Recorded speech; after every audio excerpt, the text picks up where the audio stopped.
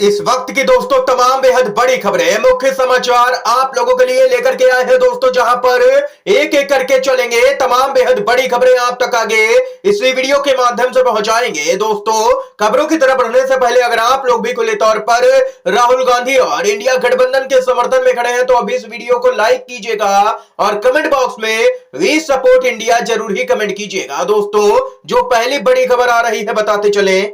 ममता बनर्जी ने भरी है हुंकार, केंद्र में केवल 3 महीने रहेगी मोदी सरकार। ममता बनर्जी ने यहां पर जबरदस्त तरीके से बीजेपी को घेरा है। पश्चिम बंगाल की मुख्यमंत्री ममता बनर्जी ने केंद्र की मोदी सरकार पर जमकर के हमला बोला। ममता बनर्जी ने दावा किया है कि केंद्र में मोदी सरकार केवल 3 महीने और रहेगी, उसके बाद इंडिया गठबंधन की सरकार बनने जा रही है। टीएमसी चीफ और पश्चिम बंगाल की मुख्यमंत्री ममता बनर्जी ने आगे कहा कि भाजपा की आदत सी हो गई है, वो उन सभी लोगों को बदनाम करने का काम करती है जिनसे उन्हें खतरा नजर आता है राजनीतिक तौर पर। सीएम ममता बनर्जी ने आगे कहा है कि सिर्फ बड़ी बड़ी बातें करने से कुछ नहीं होता है। उन्होंने कहा है कि एक तरफ बीजेपी अपनी कामयाबी का ढोल पीट रही है, दूसरी तरफ जमीन पर लोगों को तरह तरह की दिक्कतों का सामना करना पड़ रहा है। बेरोजगारी बढ़ रही है, महंगाई बढ़ रही है, लेकिन नरेंद्र मोदी की सरकार को इससे कोई भी मतलब है ही नहीं, ये कहना है ममता बनर्जी का। इतना ही नहीं, उन्होंने यहां पर दावा किया है कि 350 सीटें इंडिया गठबंधन जीत रहा है।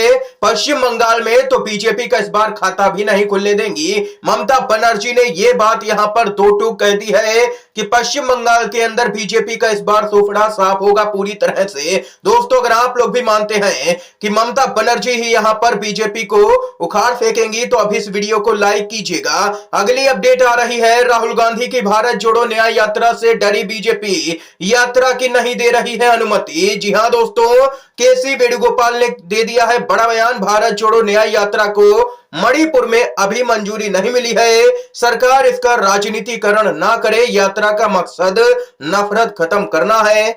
दरअसल दोस्तों आप लोगों को बताते चले, 14 जनवरी से राहुल गांधी की भारत जोड़ो न्याय यात्रा मणिपुर से शुरू होने जा रही है, लेकिन राज्य की बीजेपी सरकार ने अब तक इस यात्रा की अनुमति नहीं दी है मणिपुर के अंदर, जिसके बाद कांग्रेस पार्टी अब हमलावर हो गई है बीजेपी सरकार पर और कहा है कि विपक्ष को दबाने की तमाम तरह की कोशिशें की जा रही हैं, लेकिन राहुल गांधी तो ये यात्रा निकाल के ही रहेंगे, भले ही अनुमति मिले या ना मिले, क्योंकि यहां पर बीजेपी तो बदले की कार्रवाई करती ही रहती है। तो क्या कांग्रेस पार्टी डर के बैठ जाएगी? ऐसा नहीं होगा किसी भी कीमत पर, कांग्रेस पार्टी ने साफ कर दिया है दोस्तों। इसके साथ ही बड़ी खबर आ रही है, बताते चले, ईवीएम के इस मॉडल से तय होगा कैंडिडेट का भविष्य।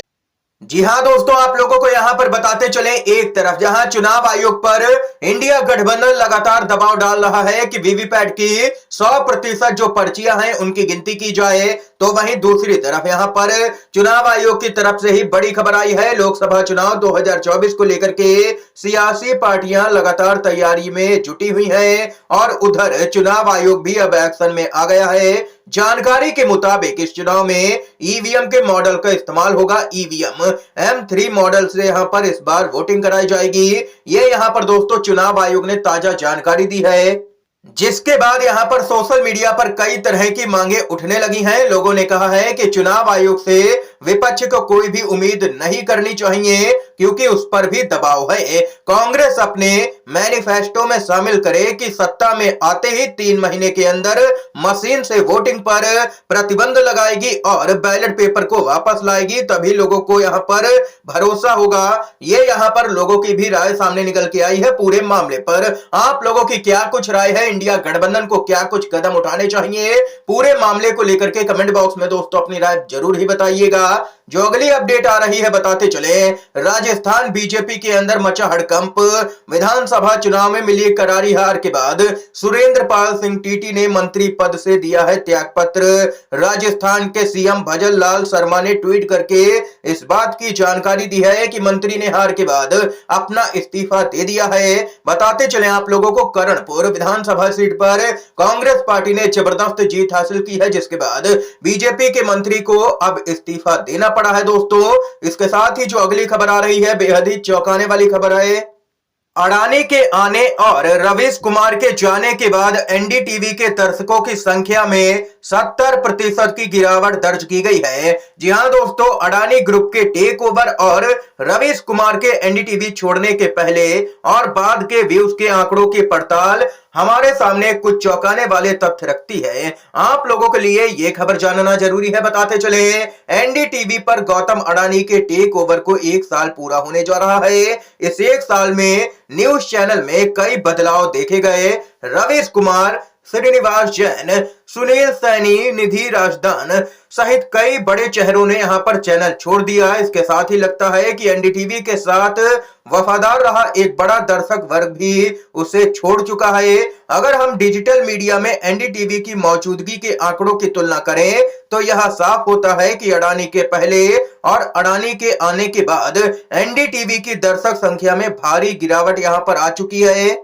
यानी कि दोस्तों, कुल मिलाकर के कहें तो अब एनडीटीवी को लोग यहां पर गोदी मीडिया की श्रेणी में गिनने लगे हैं। इसलिए एनडीटीवी के व्यूज में यहां पर भारी गिरावट लगातार दर्ज की जा रही है। ये यहां पर रवीश कुमार ने दिया है अडानी को एक बड़ा झटका। दोस्तों, पूरे मामले में आप लोगों की क्या कुछ राय है खबर को लेकर के कमेंट बॉक्स में जरूर ही बताइएगा। इसके साथ ही सीजीआई डीवाई चंद्रचूड़ का बेहद ही बड़ा बयान। जी हां दोस्तों, कहा न्याय का ध्वज लहराता रहे ताकि पीढ़ियां याद रखें, लोग पहले सुप्रीम कोर्ट नहीं जिला कोर्ट जाते हैं, उनका भरोसा बनाए रखें। ये यहां पर सीजीआई चंद्रचूड़ की तरफ से बयान आया है। उन्होंने आगे कहा है कि ऐसा नहीं होना चाहिए कि किसी को न्याय ना मिले, सभी को न्याय मिलना चाहिए। ये यहां पर हम लोगों को ही तय करना है कि कैसे सबको यहां पर न्याय मिल सकता है।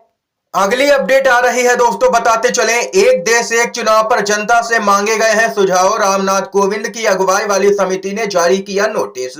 पूर्व राष्ट्रपति रामनाथ कोविंद की अगुवाई में एक राष्ट्र एक चुनाव विषय पर गठित समिति ने देश में एक साथ चुनाव कराने के लिए मौजूदा कानूनी प्रशासनिक ढांचे में उचित बदलाव को लेकर के जनता से यहां पर सुझाव मांगे हैं। ये यहां पर एक देश एक चुनाव को लेकर के बड़ी अपडेट दोस्तों सामने निकल के आई। अगली अपडेट जो आ रही है बताते चले आप लोगों को, कांग्रेस के नेता पी चिदम्बरम की तरफ से बड़ा बयान सामने निकल के आया है। गठबंधन के नेताओं को ऐसे उम्मीदवारों की पहचान करनी होगी जो कम से कम 400 से 450 सीटों पर सीधे बीजेपी को टक्कर दे सके और बीजेपी के खिलाफ इंडिया गठबंधन की तरफ से एक उम्मीदवार ही उतारा जाए, तभी बीजेपी को टक्कर दी जा सकती है। यह कहना है पी चिदम्बरम का। इस समय की दोस्तों आज की तमाम बेहद बड़ी खबरें थी, मुख्य समाचार थे दोस्तों जो हमने आप लोगों तक पहुंचाए। अगर आप लोगों को यह वीडियो पसंद आया हो तो अभी इस वीडियो को लाइक कीजिएगा दोस्तों, ज्यादा से ज्यादा इन खबरों को, मुख्य समाचारों को शेयर कीजिएगा अपने सभी दोस्तों में, और चैनल पर नए हैं तो दोस्तों चैनल को जरूर ही सब्सक्राइब कीजिएगा।